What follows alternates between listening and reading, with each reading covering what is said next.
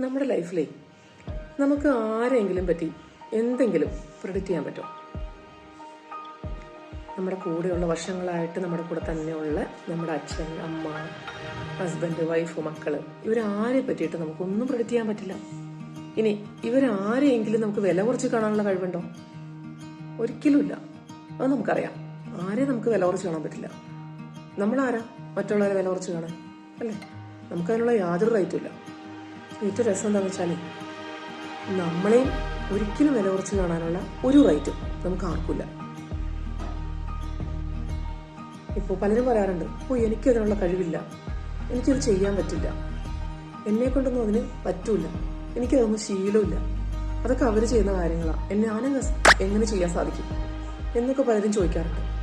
പക്ഷെ ഇങ്ങനെ പറയുന്ന നമ്മൾ ഓരോരുത്തരും ചിന്തിക്കേണ്ടതാണ്, നമ്മളെ മറ്റുള്ളവരെ പോലെ തന്നെയാണ് നമ്മളെ വില കുറച്ച് കാണാനുള്ള യാതൊരു റൈറ്റും നമുക്ക് ആരും തന്നിട്ടില്ല.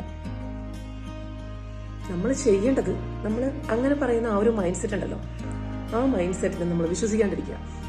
നമ്മളെ പറ്റിക്കാൻ പറയുന്നത് അതിന് നമ്മൾ വിശ്വസിക്കരുത്. അത് നമ്മളെ കുഴി ചാടിക്കാനുള്ള പരിപാടിയാണ്. നമ്മളിൽ നമ്മൾ വിശ്വസിക്കുക.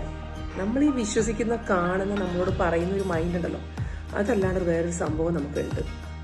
അതാണ് സത്യം. അതിലേക്കുള്ള യാത്രയാണ് നമുക്ക് വേണ്ടത്.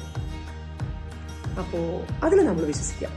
അല്ലാതെ ഈ ചറവറാന്ന് ഇങ്ങനെ ഓരോന്ന് പറഞ്ഞുകൊണ്ടിരിക്കുന്ന മൈൻഡിന് നമ്മൾ വിശ്വസിക്കാൻ നിൽക്കരുത്. അല്ലേ? ഒന്ന് ആലോചിച്ച് നോക്കണേ.